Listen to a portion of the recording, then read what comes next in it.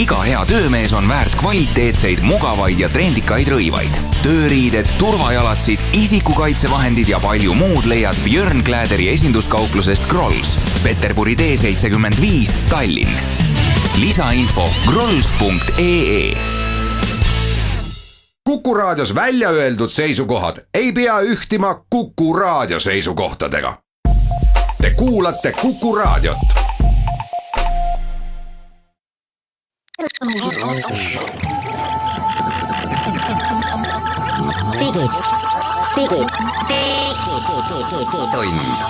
Digitund. Nutikad lahendused ja digitunni toob sinuni Elisa. 22. oktoober on käes, kell on 11.08. Tere tulemast kuulama Digitundi. Hans Lõugas, Henrik Roonemaa uudisteportaalist Geenius.ee stuudios ja vahendame siis digimaailma uudiseid nagu ikka. Ja meie saate esimene teema kõneleb sellest, et üsna varsti peaks telefoniostjaid Euroopas, sealhulgas ka Eestis, tabama mingisugune muutus, sellepärast et Euroopa Liit kohustab Google'it tegema mingisugust muutust ja esimesed signaalid on, et telefonid võivad minna kallimaks, aga ei pruugi, aga üht-teist on juba välja läkkinud, nii et vaatame peale. Siis me vaatame otsa uue Huawei telefonile, mis on just esimene telefon Eestis, kus nüüd on sõrmede lugeja andnud peitu ühte kohta. Kõigile mõneti ootamatult kuulutas Apple välja järjekordse pressiürituse nüüd veel oktoobrikuu sees ja üht-teist võib arvata, mida sealt siis tulemas on. Tahame saates pikemalt rääkida ühe Eesti mobiilioperaatori juhiga sellest, kas televisioon kolib üleni mobiilsetest teenustest ja telekanalitest ära või ei. Ja kui jääb aega, siis üht-teist veel. Digitund. No, mis siis toimub nende telefonidega ja hinnatõusuga, millest on siin juba paaris kohas uudistes juttu olnud. Kogu teema algas sellel suvel, kui Euroopa Komisjon määras trahvi, langetusotsuse siis konkurentsireeglite rikkumise pärast Google'ile. Google on teatavasti tohutu suur tegija mobiilimaailmast, nad juhivad siis arendavad Androidi tarkvara, milles väga suur osa telefone töötab, olgu teil Huawei telefon, Sony telefon, LG telefon, Samsungi telefon. Aga samal ajal teisest küljest nad ka arendavad igasuguseid äpipoode, Google'i kaarte teatavasti, browser Chrome ja Euroopa Komisjoni ei meeldi, et ühelt firmal on nii palju mõjujõudu. Jah, see trahv ei olnud üldse mitte väike, kui mu mälu ei peta, see oli $5 miljardit, vist nad sai trahvi ja nad sai trahvi selle eest, et nad sundisid, siiamaani siis sunnivad telefonitootjaid panema Androidiga telefonidesse ka need Google'i teenused sisse. Ehk et Android on üks asi, see operatsioonisüsteem, mis telefonis jookseb, aga Google on siis öelnud või kehtestanud sellise korra, et kui sina oled Samsung või Huawei või kes iganes, nagu Hans nimetas, kui sa tahad seda päris sellist telefoni Euroopas müüa, siis sa otseselt nagu ei pea, aga kuidagi suhteliselt ikkagi pead panema kõik need Google'i asjad, Google'i äpipoe ja brauserid ja kõik need äpid sinna sisse ka. Jah, eriline tüliõun oli siis Google'i otsing ja Chrome'i brauser, ehk siis kui telefoni tootja tahtis neid äppe siia saada ja nad kõik tahavad neid äppe siia saada, sest inimesed telefoni ostes tahavad äppe sinna laadida, siis nad võtavad Google'i äpipoe ja Google ütles, et kui võtate meie äpipoe, kus on väga palju valikut, siis peate võtma ka meie otsingu ja meie Chrome'i brauseri ja see ajas eriti vihaseks siis Euroopa Komisjoni. No ega üldiselt on ikka üliraske ette kujutada, et sul oleks võimalik täna müüa Androidi telefoni ilma selle äpipoeta. Üks suur tegija, kes mul tuleb meelde, oli Amazon. Küll mitte vist niivõrd, telefonidega neile ei läinud väga hästi, et tahvlitele nad ehitasid ju oma äpipoe ja need Google'i teenused seal üldse sees ei olnud ja me võime kõik näha, et kaugele nad sellega jõudsid, mitte eriti kaugele.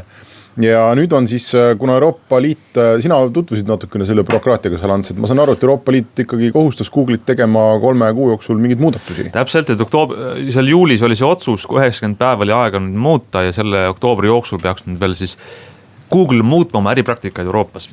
Ja eks me nüüd üritame aru saada, et kas see reaalselt tähendab midagi tavalisele inimesele või mitte. Mina olen veel seal seisukohal, et ei pruugi tähendada. Ei pruugi tähendada, aga mingid muutused tulevad ja suur tehnoloogia uudiste portaal The Verge on kätte saanud mingid dokumendid. See sama ingliskeelne väga mõnus väljend, et documents obtained by The Verge või kuskilt nad said, midagi lekkis neile. Ja nende dokument kohaselt on siis tulemas sellised muutused, et Euroopa riigid jagatakse 3 gruppi ja sõltuvad sellest, millises grupis sa oled, siis pannakse telefonide, ütleme siis korrektne nii öelda, Google hakkab küsima telefonitootjatelt siis raha õiguse eest see äpipood sinna panna. et kui telefonitootja tahab ikkagi müüa Androidi Euroopas Google'i äpipoega, siis sõltuvalt sellest, mis riigis ta tahab seda müüa ja sõltuvalt sellest, milline telefon see on, peab siis maksma seal kuni $40 per telefon. Nii et teoorias võivad siis Androidiga telefonid minna meil $40, ehk see on siis selline peab 30 euro kallimaks. See on üsna keeruline konstruktsioon neil, sellepärast, et esiteks on riigid 3 grupis, kõige kallimad olid seal Rootsi ja Suurbritannia, Saksa, Norra ja Holland. Ja me ei tea, mis grupis muide Eesti on. Aga seal teine näitaja siis on ka see, et kui kallis on telefon. Ehk et tegelikult ametlikult näitaja on see, et milline on telefoni ekraani tihedus, kui palju piksleid seal on. Mis näiliselt ei seostu ju millegagi. Ei seostu, jah. Aga seos on vist selles, et kui väga tiheda piksli tihedusega ekraanid on telefonidel, mis on need väga-väga kallid ja väga tipptelefonid, mille peale siis peaks küsima väga palju hinda. Väga palju raha peaks Google küsima, et oma äppe sinna litsentseerida ja selle võiks hinnalisa tulla. Keskmiklassi telefonidel, mida siis tuntakse ära kui kehvema ekraani järgi, on see hinnalisa väiksem, kuskil seal $20, mis on seal üle 15 euro natukene. Ja kõige odavamatel telefonidel on siis see võib olla ainult $2, paar eurot see hinnalisa, mida Google siis peaks just on sunnitud küsima. Ja, aga see pole veel kõik. Ja. Sellepärast, et nende dokumentide järgi ma saan aru, Google on andnud võimaluse tootjatele, et kui te panete äpipoe ja meie äpid, eelkõige siis selle Chrome'i brauseri, siis nagu ei tule maksta või tuleb kuidagi vähem maksta või see on natuke segane seal, aga et tundub, et Google on valmis siis selle kulu nii-öelda ise endale sisse võtma. Sest Chrome'i brauser on tegelikult see, kus Google raha teenib. Google'i huvi on see, et inimesed kasutaksid ka oma telefonides Google'i otsingut ja Google'i otsingusse kõige otsem tee on läbi Chrome'i brauseri. Nii et kui ka telefonis ei ole Chrome'i brauserit, siis on Google'il asjad ikka eriti hapud. Ja muidugi nad teenivad äpipoe kaudu ka. Nii et mulle tundub, et Google paneb tootjate ette sellise kahese valiku, et kõik jääb nii nagu on. Ehk et te panete sinna selle äpipoe sisse ja panete kõik need Chrome'id ja muud Google äpid ka ja siis te ei pea maksma. Või kui te tahate, nii nagu Euroopa Liit nüüd kohustab, siis te ei pea panema neid asju sinna sisse, aga siis maksate. Jah, ehk siis Google'il on tohutu äriline huvi jagada tasuta oma äppe, sest nii saavad nad nii-öelda kütust oma mootorile, nad saavad need andmeid, saavad otsingu andmeid ja nad tahavad anda, et nad leiutavad mingi viisi, ma arvan. Ja teine asi, mida ei saa ignoreerida, et telefoniturul on ka päris kõva konkurents. Ja. Ma olen väga-väga üllatunud oleks, kui reaalselt poodides telefonide hinnad tõuseks ühel tootjal 40 euro võrra või 30 euro võrra või kõigil tõuseks. Küll nad leiaks viisi, kuidas konkurendist natukene soodsamalt seda telefoni müüa. Vot see on nii jah, et ega kusagil ei ole öeldud, et need telefonitootjad isegi, esiteks ma ennustan, et valdav osa neist ei muuda mitte midagi. Täna ei ole mingit konkureerivat äpipoodi olemas. Sisuliselt ei ole isegi konkureerivat brauserit. Midagi Androidis ikkagi on ju. Aga inimesed ei ole harjunud seal näiteks Firefoxi või mingeid muid asju kasutama. Tegelikult isegi on äppide poed, aga väga kahtlased, olematud nimedega ja mõnes mõttes on olemas nagu Yandex App Store ja igasugused App Store'id on, aga keegi ei, selline nimega telefoni ei müü. Ja ma arvan, et näiteks siin Samsungil või kellel iganes on ikka üliraske on tuua nüüd järgmise aasta alguses turule telefoni, kus ei ole Google äpipoodi, kus ei ole Google Appsi, kus ei ole brauserit, mitte midagi. Ma ennustan, et vähemasti lähemas tulevikus kindlasti nad toovad seda. Ja ma arvan, et reaalselt midagi ei muutu. Vähemasti, aga Euroopa Liidu jaoks on antud, siis ma saan aru selline juriidiliselt korrektne võimalus on ju, et Euroopa Liit oleks rahul, et tootjad ei pea seda siis panema, aga siis maksavad. Ja isegi kui nad maksavad, ma arvan, et nagu sa ütlesid, konkurents on väga tugev, et ma ei usu, et seda hakatakse tarbija käest küsima. Aga samas konkurents on ka väga tugev telefonide hinna mõttes, et ega neil seal nüüd nii hirmus palju ruumi ikkagi seda $40 sinna telefoni sisse mahutada ei ole. Täna ikkagi käivad ju, kuna kogused on väga suured, siis need arvestused käivad seal ikka nii hullusti, et me küsime näiteks, et miks need kõrvaklapipesad on ära kadunud.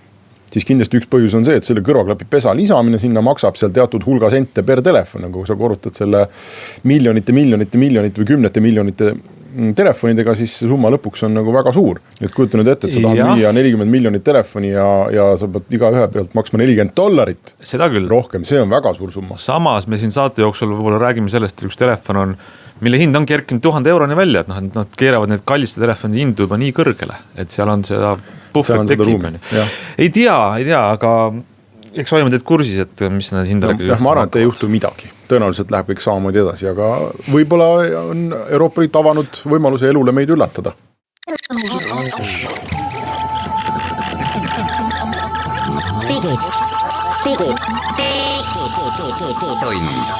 Digitund. Nutikad lahendused ja digitunni toob sinuni Elisa. Digitund jätkub ja räägime ühest uuest telefonist, mis meil on testis käinud, hinnang on antud. Selle nimi on Huawei Mate 20 Pro. Ja minu jaoks selle telefoni kõige huvitavam osa võib-olla on see, et see on esimene telefon, mida mina olen näinud ja üks esimesi telefone üldse maailmas, kus sõrmejälje lugeja on nüüd edukalt peidetud ekraani sisse.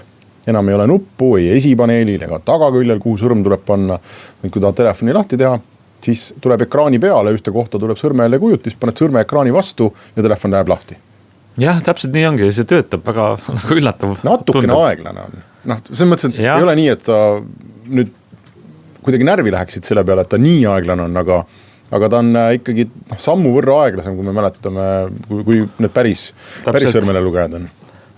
Et mul natuke meenutab sellist mõne esimese või teise põlvkonna sõrmele lugejad, mis telefonis olid, et ei võta sekundit, aga võib-olla pool sekundit või võtab aega, aga mida see tähendab siis, et telefonis pole enam korpusel mingit eraldi kohta, kuhu näpp panna, et kui ennem olid sõrmele lugejad telefoni ees osas, siis oli kulus seda nagu väärtuslikku kinnisvara pindasid või ruumisid eest ära selle peale. Nüüd rääb rohkem ruumi ekraani jaoks, 6,4 tolline tohutu mürakas ekraan on sellel telefonil ja võib-olla on siis väga nagu mõistlik tulevik, et sellised telefonid hakkavadki olema, kus ekraani sees on kõik need asjad. No Apple on lahendanud selle lihtsalt näotuvastusega, eks ole, et neil ka enam ei ole sõrmejälje lugejad mitte kusagil, et neil on näotuvastus, Huawei'l seda on pikalt üritatud teha, eks ole, see on selline aastaid kestnud unistus üle.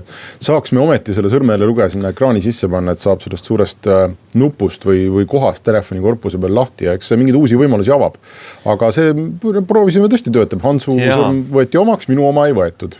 Ja tead, ma arvan, et see on väike trend tulemas, ma natuke jälgisin, mida mingisugused Samsungi ja OLED-i arendajad kirjutavad, et varsti paari aasta pärast tuleb ka see, et kaamera on ekraani sees näiteks.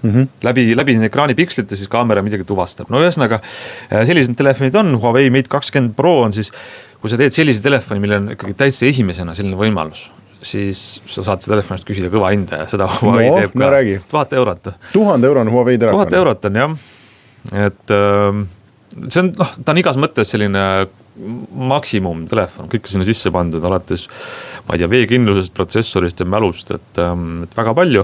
Minu jaoks on natukene sarnane Samsung Note'iga, mis on tead ka hästi kallis, ärikasutaja telefon, väga suur, Note'i eripära on see pagana pliiats, mida siis inimesed vajavad või ei vaja. Aga siin sõrmejälje lugeja siin sees, see juhtmevaba laadimine, asi, mida ma ei ole saanud testida, on see, et see toimub ka akupangana. Kui sul on näiteks juhtmevaba laadimisega kell või mingi asi või kõrvaklapid, siis paned siia taha. Asetades siia vastu. Sa paned kella telefoni peale laadima või? Ja siis telefon hakkab juhtmevabalt laadima teist asja, kuna tal on suur, mis see aku on 4000 või rohkem milliampertundi, et selline võimalus ka. Selline ärikasutaja telefon, mis on hästi võimas, hästi maksimaalne igasugustes näitajates ja hinna mõttes ka. Et selline Huawei tänapäeval on. Et ei saa öelda, et midagi paha selle telefoni kohta, väga hea telefon, väga hea kaamera ka, kaamerad juba on 3 tükki taga on ju, üks kaamera, mis teeb sellist portreesid, teine kaamera, mis teeb hirmus kõva lainurk fotot, et sa saad, ma ei tea, arhitektuurist või spordist või rahvamassist teha pilti. Kõik on sisse pandud, nii et jah. Kuidas sulle tundub, kas Huawei brändi väärtus ja kõik see, mis seal peab olema, on piisavalt kõva, et õigustada seda 1000 eurost hinnasilti. 1000 eurot Huawei eest 2 aastat tagasi me oleksin ikkagi ennast ribadeks naernud sellise asja peale. Ega ta kindlasti müügihitiks ei saa, et ei lähe palju massid seda ostma, aga kui sa tahad Androidiga tipptelefoni, tõesti sellist ärikasutaja telefoni, siis ma arvan, et ta on väga kõva. Ütleme, Samsungiga on kindlasti samal pulgal juba. Kui sa valid Samsung ja Huawei vahel, siis tead, ma ütleks, et Huawei isegi võib-olla mõnes osas tuleb lööb ette, et jookseb mööda. Nii et nad on ikkagi väga, väga tugevaks saanud. Aga samas mulle tundub seda Androidi telefonide maailma vaadates, et üks must hobune või üks elevant on toas, kes ei ole veel ennast ikkagi suutnud püsti ajada ja kellest me ei räägi. Aga kui Google teeks oma Pixeli telefonide nii-öelda müügivõrgu ja turunduse kõik korda. Ja tooks selle, nagu Apple on toonud ikkagi ka klassi tavatarbijale lähemale ja tegeleks selle brändingu ja kõigega, siis sellistel telefonidel läheks ikkagi üliraskeks. Võib-olla küll, jah. Muidugi siis on küsimus, mida Euroopa Komisjon selle peale veel ütleks. Ei, no siis on see aus konkurents, aga Huawei tõenäoliselt võib need telefoni edasi toota. Aga lihtsalt vaadates talle peale ja vaadates neid hinnakirju ja vaadates seda, kui raske on ikkagi innoveerida täna riistvara alal. Ja kui lihtne võib-olla vale sõna, aga kui palju on võimalusi Google'il tarkvara innoveerida versus sellega, et kui palju on võimalik innovatsiooni tuua nüüd riistvaras Huawei'l või isegi Samsungil, siis see on ikkagi keeruline, et kõik need asjad, mis sealt tulevad, olgu need kaardusservadega ekraanid või sõrmele lugejad ekraani sees, need on asjad, mida on võimalik Google'il poole aasta jooksul tegelikult sama hästi järgi teha. Ma arvan, et seda tehakse kõik järgi täpselt ongi, et see on väga raske. Ma natuke üllatusingi, et nad tood jälle telefoni, kus on midagi veel, mis üllatab. Et tegidki ära selle. See üks asi nüüd on siis, eks ole, jah? Jah, paar kuud see on, et küll nad tulevad teised järgi sellele. Et ega see võidujooks ei ole üldse lihtne ja küll varsti on teised hobused järgi kapanud sellele. No kui me siin juba Apple'ist rääkisime, siis 30. oktoober tasub ennast jälle Apple'i sõpradel valmis panna, sellepärast, et alles see oli 6 aega tagasi, kui Apple'il oli tohutu suur pressiüritus ja toodi uued iPhone'id välja ja uued kellad ja meiegi siin saime rääkida, siis mõneti üllatuslikult kõigile 30. oktoober tuleb järjekordne Apple'i mingisugune pressisündmus või mingi üritus, kus tuuakse teatud tooted avalikkuse ette. Mis need on, seda täpselt keegi ei tea, aga see kutse peal on lause there is more in the making, mis on Apple'ile omaselt selline natuke krüptiline, et midagi nagu tuleb veel ja midagi on neil kuskil seal laborites või tootearandustiimides ikkagi valmis saanud. No arvatakse, et need on iPadid, et kui vaadata viimaste aastate või eelmiste aastate oktoobri lõpuüritusi, siis need on siis Maci ja iPadi üritused. Et võib-olla uut iPad Pro oodatakse ka uut odavama otsa MacBooki, ehk siis MacBook Airi mingisugust asendust. Et vaatame, mis seal tuleb. Sest vahepeal nüüd tuli ka uudis ju, et Photoshop päris Photoshop iPadile on tulemas. Enam ei ole selline light versioon, kergem versioon, vaid täiesti samasugune samade võimalustega nagu suurtel arvutitel, et siis Adobe peaks tooma ka iPadile välja, et võib-olla sellega seoses midagi. Nii et saame näha ka. No see need iPadi uudised mind ikkagi üllatavad, et kui palju nad panevad veel sinna iPadi tootearendusse. No näiteks see, et paljud ootavad, et tuleb välja 11-tollise suuruse ekraaniga iPad. No ma ei tea, meil on olemas 13-tolline, 10,5-tolline, 9,7-tolline, 7,9-tolline ka veel. No see on tohutu rivi, siis vahel tuleb rivisse tuleb veel üks. Võib-olla võetakse midagi ära ka, et ei tea. No saame näha. Igatahes praegu, ütleme järgmised nädal aega, kui kellelgi üli väga vaja ei ole, siis ma iPad ja MacBooki praegu ostma ei läheks. Et läheks nädal aja pärast vaatame, mis sealt siis tuleb, eks ole. Et võib tulla mingid muutusi või üllatusi. Aga meil on aeg teha väike paus ja siis jätkame juttu.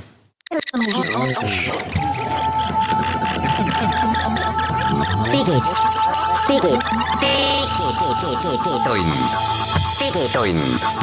Nutikad lahendused ja digitunni toob sinuni Elisa. Digitund läheb edasi. Meil on saates nüüd külaline ka, kelleks on Sami Seppänen, Elisa Eesti juhatuse esimees vist. Tervist. Ja miks me kutsusime Sami Seppänen siia, me tahtsime rääkida sellest, et mis on toimumas selles, mida me vaatame. Kas see, mis me vaatame, on ikka veel televisioon, on see televisiooni asemel mingi muu sõna, kuidas me seda nimetame, ja kas mobiilioperaatorid tahavad hakata meile üha rohkem asju näitama. No, me oleme vaadanud aastaid telekat. Telekanalid tulevad telekast, me nimetame seda lineaartelevisiooniks, on ju, paneme ühes kanali pealt teise kanali peale, aga nüüd sellised firmad nagu teie oma on igasuguste järelvaatamist ja juba selle ära lõhkunud. Et inimesed lineaartelevisiooni võtavad, nopivad saatekavast mingisuguse saate või asja ja vaatavad omale soovitud ajal. Aga ometi maailmas räägitakse sellest, et see asi läheb veel keerulisemaks, et me isegi ei võta saatekavast enam lemmiksaadet, vaid meil on justkui mingisugune kanal või mingi IP-põhine televisioon või video on demand. Alustame, mis Eestis toimub, kas Eesti televaatajad, teie klientide põhjalt, on nad põhimõtteliselt vaatavad järelvaatamist või vaatavad lineaartelevisiooni? Jaa, see on huvitav sellest, kui vaadata seda, et selle trendi püsivus on nagu üllatav, ehk siis juba enne, kui Elisa Eestis tuli sellele tegevusalale, kus me oleme nüüd paar aastat olnud, meelelahutus, siis ma ikkagi seda mingil määral jälgisin ja sattusin nende uudiste ja erinevate analüüside juurde ja siis igal pool ennustati sitä, et see, mida me nimetame lineaar-TV'ks, ehk siis kanalipõhine teleka vaatamine sureb kohe homme ära. Ja nii on 10 aastat räägitud, aga ta on väga tugev, ta väga vähe nagu on sellises väga nõrgas langustrendis ja see langustrend on nagu, see on nagu liiga nõrk võrreldes sellega, et mis on 10 aasta jooksul võimalused on kasvanud. Need on tulnud nii palju juurde, et ta peaks olema nagu oluliselt langenud rohkem. Ta langeb, aga nii minimaalselt. Ja ei lähe lekki, ta on väga tugev. Inimeste, aga see on kasutusharjumused on vist aastakümneid oleme harjunud istuma teleka ees ja panema selle kanali lineaarselt mängima ja siis üks võtmeküsimus on, et kas me neid ajastatuid järelvaatamisi, kas me nimetame neid lineaariks või mitte. Minu arust lineaar oli see, kus on see, kus sa ei saa, et kui sa tahad 8:30 vaadata või siis kui tuleb 8:30, sa pead olema 8:30. Nüüd ei pea, et see on esimene nagu, mida me peame käsitluses arvestama, et kas ajamasiin ja see on, kas see on, kui see on, nimetame seda lineaariks, siis ta annab veel väga-väga pikka elu ja mis me oleme teinud selles meie Elisa elamuses on ju see, et vaata, sa saad, meil on see võimalus, et sa saad täna otsida väga hästi näitlejaid, režissööre, uudise pealkirju, mida iganes sellest väga suurest kanali valikust, eks selle, kui nüüd jätkuvalt nimetame lineaariks, siis lineaariteleka nagu see frustratsioon, mida me läksime 2-3 aastat tagasi nagu seljatama, oli see, et väga palju kanaleid, aga pole mitte midagi vaadata nii-öelda. Tegelikult on, aga sa ei leia. Ja nüüd on õnneks, me oleme nüüd selle võimaluse loonud, et sa leiad üles selle. Seal on väga palju tööd, seal on suur vaev selle nagu väga suure hulga informatsiooni indekseerimises, aga see on tehtud ja see toimib. Et see on üks selline väike samm, aga õiges suunas, kui eesmärk on selle jälle nimetatud lineaarteleka nagu säilitamine. Aga ta on tugev. Ja see, mulle tundub üldse, et see, mis sa räägid, see on õige, aga seal tegelikult on peal veel järgmine probleem, et sa oled lahendanud selle ära, et tõesti seal teie digiboksis, ma ise ka olen kasutaja, on väga hästi otsitav see kõik. Ja. Nüüd mul on probleem, ma ei oska midagi otsida. Ma ei oska sinna kasti midagi kirjutada. Mul on tegelikult vaja mingit kihti sinna peale, mis ütleks mulle, et pakuks midagi välja, võib-olla personaliseeriks seda, nii nagu näiteks YouTube teeb on ju väga hästi algoritmidega, et sind võiks huvitada see või praegu vaadatakse seda, et ma tahaks, et ka vaata lineaar-TV teeb selle otsuse minu eest ära, et ETV-l või Kanal 2 või kus iganes on programmi juht, kes ütleb, et meie programm on selline, eks ole, et kell 18:30 tuleb see saade, nii on. Nüüd ma tahaks ka sellist programmijuhti sinna maailma ka, aga ta võiks olla personaliseeritud, sest üks programmijuht Kanal 2 ei suuda kõikide inimeste huvisid nagu tabada. Sa tahad üks programmijuht, kes võtaks kogu selle sisu kokku ja siis hakkaks sealt sulle valima. Et see oleks personaliseeritud, ja muidugi. Ma tahaks tegelikult ma tahaks teha selle olla Telia või Elisa või kelle iganes digiboksi, ma tahaks selle teha lahti ja mitte hakata sisestama midagi, vaid et ma tahaks näha valikut asjadest, mida ma võiksin praegu vaadata. Üle kõikide kanalite ja kõikide järelvaatamist ja kõige, jah? No ma ütleks nii, et see ma natuke nagu, sest võib-olla, et me ei ole väga hea või oskav YouTube'i kasutaja, aga see, et ma ühe korra 3 aastat tagasi otsisin üht vanade motorrattatega seotud teemat YouTube'ist ja tänaseni iga kord, kui ma YouTube'i teen lahti, siis need 30 aasta Harleid tulevad ta loodab ikka veel. Et see, ma küsin ausalt, kas ma saan seda kuidagi ise mõjutada? Ja see teema hävis minult, kadus 3 aastat tagasi. Sa saad muidugi, kui sa nüüd lähed sinna ja hakkad vaatad, ütleme 3-4 päeva vaatad videosid, mis sind tänasel päeval huvitavad, siis ta hakkab, see on pideva kasutamisega me tegin seda nagu ühes väga lühikeses ajaknas, küll väga aktiivselt. Aga sinu viga ongi see, et sa ei ole nüüd 3 aastat seal käinud. No ma käin küll YouTube'is nagu ametialaselt peal, meil on väga palju koolitusmateriaali YouTube'is ja kõike, et ma käin seal tihti. Jah, pakub sulle Huawei uute telefonide ülevaateid. Näiteks. aga ikkagi sealt tulevad need Panheri Harleid tulevad sealt nagu esimesena. No ma arvan, et selle digiboksiga oleks täpselt samamoodi, et kui ma ikkagi iga päev vaatan, eks ole seda, siis ta aja jooksul võiks ju õppida, et mis mind huvitab, mis ei huvita ja osata mulle ise välja pakkuda. Oskab seda ka.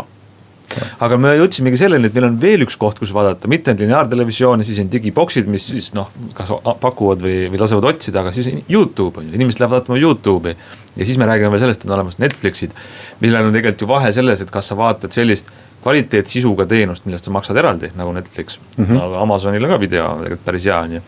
Või siis YouTube, mis on nii lihtne vaadata, see on tasuta, see on kohe olemas ja kuigi see on nagu terve meretäis sisu, siis seal on nagu häid kalu on seal meres ka, ehk siis nagu kas ikkagi inimesed lõpuks jõuavad sinna digiboksi otsima midagi või nad jäävad sinna YouTube'i kinni? Nii, ma arvan, et see üks selle klassikalise teleka nagu eelis võib olla see, et seal on ikkagi see klikkide arv, sest ETV uudised tulevad kell 9, tahad või mitte, no on enam-vähem ühe kliki kaugusel ja need on suurel ekraanil. Et see on kindlasti väga nagu, see on selline tarbimisharjumus, mida ei väga kerge ei ole või hommiku TV. Aga tihti mõnikord vaadatakse, et mida tehakse Soomes või lähiriikides, et see on natuke nagu paar aastat ees, mis Eestis hakkab varsti juhtuma. Vaatasin Soomes on näiteks mobiilioperaator üks nimega Elisa, kes annab selle välja nagu lausa oma, ma ei tea, mis see eestikeelne vaste on ta siis telekanal ta ei ole, sest ta on internetis. Ta on nagu oma Netflix või, ta on oma sisu, mis ei anna ainult teiste kanalite sisu, vaid ka midagi oma toodetud, tellitud originaalsisu. Veel üks koht, mis on nagu püüab tulla sinna pildile ja Soomes on see populaarne.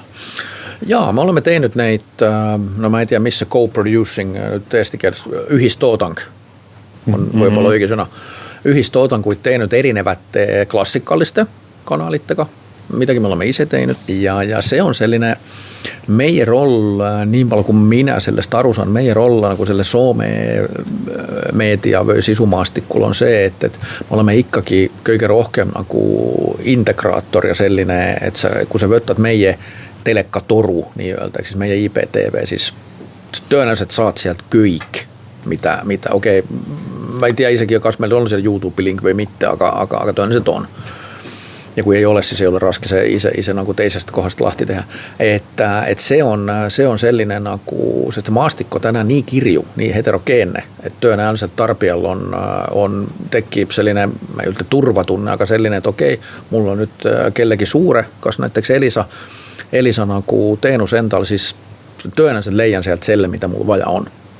Kattab, ma arvan, 90% inimeste vajadused. Siis on, kui sa midagi väga spetsiaalset vajad, siis sa muidugi tõenäoliselt peab otsima selle nagu teistest kanalitest. Et see on lahendus, et sa võtad ühe toru, mis paneb kõik kokku ja kataks võimaliku suure hulga inimeste huvi. Ja kui sa oled selle veel pannud kokku väga kvaliteetse internetiteenusega, siis hakkab olema päris magus pakett, et see, ma ei usu sellesse, et sa hakkaks nagu selle sisu tõttu valima seda kõike üle jäänud.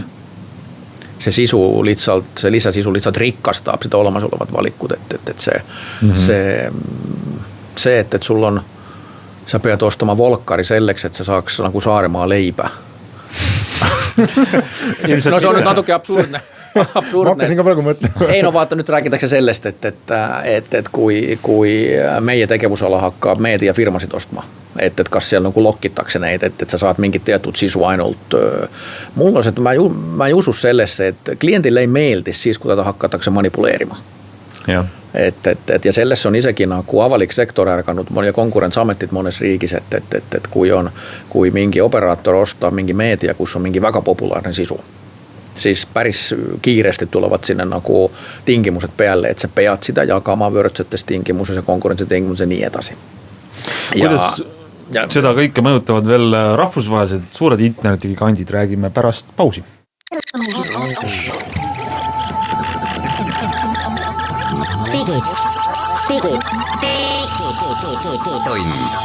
Digitund. Nutikad lahendused ja digitunni toob sinuni Elisa. Digitund jätkub ja Sami Seppanen rääkimas meiega televisiooni tulevikust. No, mis see operaatori roll saab olema või kuidas ma hakkan siis tulevikus või kuidas ma üldse peaksin valima näiteks Eesti oludes Elisa ja Telia ja STV vahel, kui sa ütled, et see sisu on seal sees kõik sama, noh internet on ka sama, megabitt on, et kus see vahe siis tuleb? Jaa, see on hea küsimus, et eks seal väikseid eristumise nagu võimalusi on, aga mitte väga suuri ja nii ma arvan, et ta jääbki. Et kes rohkem pingutab ja kes õnnestub tegema selliseid valikuid, mis rohkem kliendile meeldivad. meeldivad, et see on see täna, seal on turuosad, oleme väga lähedal, me praegu juhime Maksu TV osas, aga see vahe ei ole nagu hiigel suur, et see. Aga siis see muidugi tähendab, et sa oma suurest unistusest reklaamieelarvet vähendada ei saa mitte kunagi lahti. Siis see läheb turundusmaailmaks, kes kogu aeg pildis on, kes kogu aeg tarbija nina all on, et see lähebki selliseks brändi äriks. Ja ma olen siin päris mitu korda nüüd võib-olla jälle ütlen siin selles eeteris, et oleks tore, kui meie tegevusala saaks aru ühes koos sellest, et ei ole liiga palju mõtet vaja selles. No kuidas ma siis valin? Ei, no seal on share of voice on see, et me võiks samad share of voice'id pidada, aga võiks kõik lõigata 50% oma turundust sobiks väga hästi. Kapitalism nii ei tööta. Kui sina lõpetad ära, siis Telia hakkab rohkem reklaamima ja inimesed lähevad sinna. Võiks, lihtsalt kui oleks tark, teeks nii, aga No aga 21. sajandi kapitalism internetis on meil see, et kuskil on sellised suured tegelased, kes võib-olla mõjutavad meid nagu Apple ja Google. Apple on tegelikult esiteks teinud valmis seadme, Apple TV, mis on nagu selline vidin, milles ma teleka külge. Siis Ameerikas Apple teeb seda, et nad teevad isegi, püüavad sinna sisuärisse minna, mingisugused telesarju on tellinud, see Eesti vaate jaoks on täiesti ebaolulised. Kohalikul tasandil võib-olla on. Aga midagi nad üritavad. Google samas on veel suurema mõjujõuga oma laia ulatusega, nende seadmed on palju kätte saadavad, Apple'i seadmed on kallid, ei ole nii suurt turuosa. Kas Google'il, kas sellisel rahvusvahelisel tegijal oleks šanssi kuidagi mõjutada meid? Või on see nii keele- ja kultuuripõhine asi kogu see teleka vaatamine, et see ei mõjuta meid kuidagi? No see, mida Google on siiamaani teinud, siis on ikkagi võimas, et mina arvan nii, et kui selles sektoris tuleb mingi suurem muudatus, siis see tulebki nii, et seda drive'ib Google või keegi teine. Google esimesed sammusid on võttanud, ta on täna väga mitmes telekas oma nagu liidesega ja nüüd ta tasapisi tuleb set-top box'ide opsüsteemiks.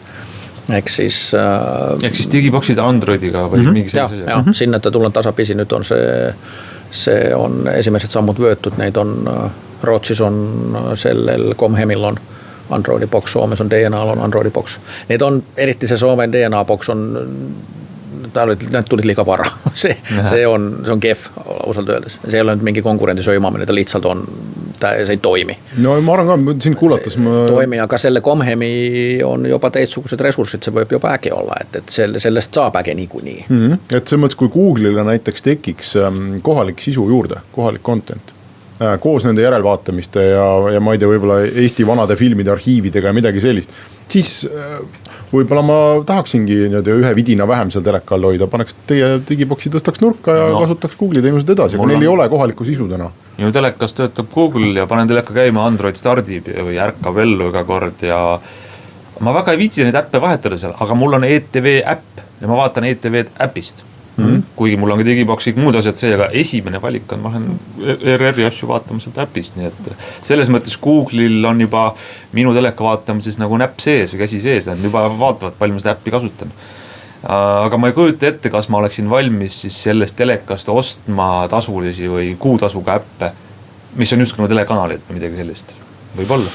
No see on, ma ei näe siia nagu kliendi vaadenurgast nagu suur teelist, et kui sul on nüüd variant A on nagu tänane. Et sul on keegi teenusepakkuja, kes on selle töö teinud, korjab need kanalid ümber maailma, paneb ne sinna ja seal on need kanal 2 ja 3 programmijuhid on seal ka nagu oma käsi sees, et see on mingi tervik. Me oleme sellega harjunud, see toimib, seal on, sa harjud sellega ja mõned isegi suudavad see nagu nautida hästi. Ja nüüd see, et kui me konverteerime, keerame selle nii, et sul on nagu sama asi, aga see ongi nüüd, need kanalid ongi nüüd äppid. No mis muutus? Midagi ei muutunud. No, teie jätte mängust välja lihtsalt. Nii palju muutub. Jaa, aga kes need kokku paneb, kas inimene tahab seda, sest kui meil on seal 100+ kanalit, siis kus on seal 100+ äppid. Kas sa saad hakkama?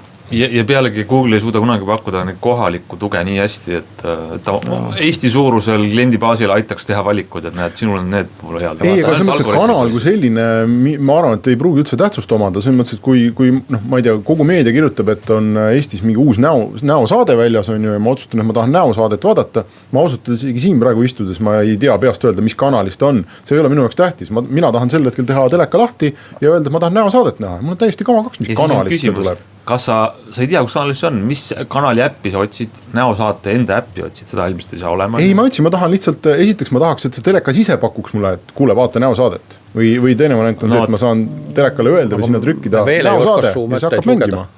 Me veel ei oska su mõtteid lugeda. Aga Google oskab.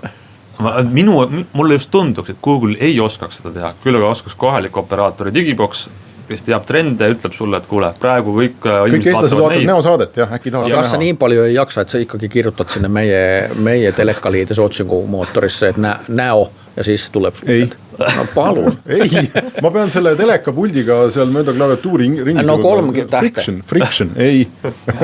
Aga ma kindlasti ei räägi kõigi Eesti televaatajate eest, see on lihtsalt minu sellise mugavuse küsimus, aga mina küll kujutan seda tulevikku ette nii, et ma teen teleka lahti ja telekas ütleb mulle, mida vaadata. See tundub, samamoodi nagu ma teen täna Spotify lahti ja Spotify ütleb mulle, mida kuulata. Seal on need kuulsad see Release Radar ja Discover Weekly playlistid, mis ongi see viis, kuidas mina muusikat tarbin.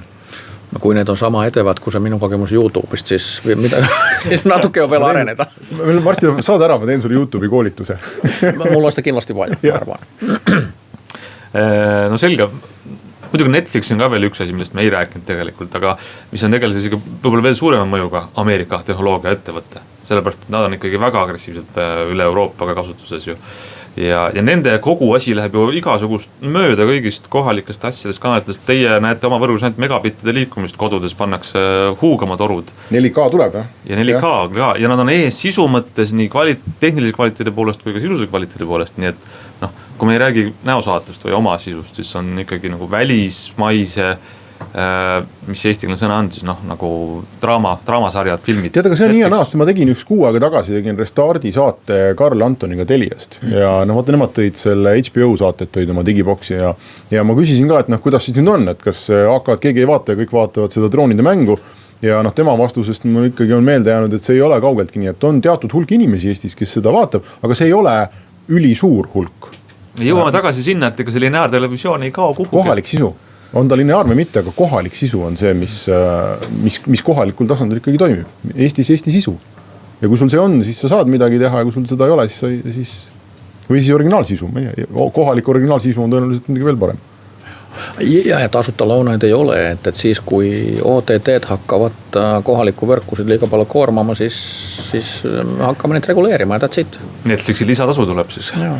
Ega see ei ole nagu me ei pöi, see valem ei toimi, et sa söödad kellegi naabri hobusega ilma, et sa selle nagu kaura annad, et see mingi aja võib, aga kui see hakkab häirima kliendi kogemust üldises internetis, siis hakatakse reguleerima ja mitte meie pooled, vaid avalik sektor tekib huvi.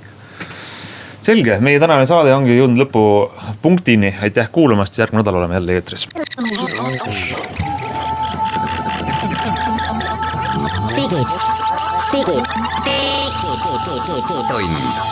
Digitund.